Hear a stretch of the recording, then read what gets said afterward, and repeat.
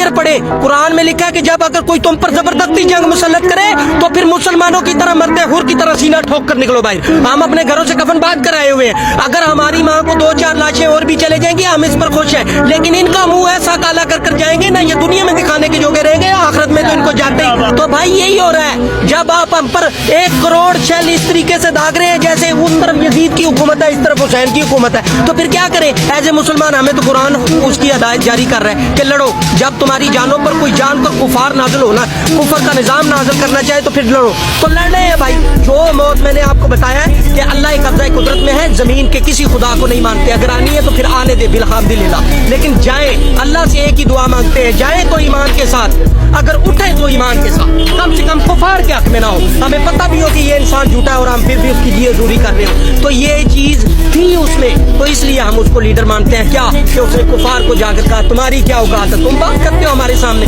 और फिर हमारे वज़राए आज़म 75 सालों के वज़राए आज़म ऐसे कर बैठा करते थे। ये वाहिद लीडर है जिसने अपनी पिशोरी चप्पल ऐसे रख कर कहा है 1400 दी जरूर है लेकिन ਤੁਹਾਨੂੰ ਵੇਚ के खान दी मत रखनी, ये है लीडर।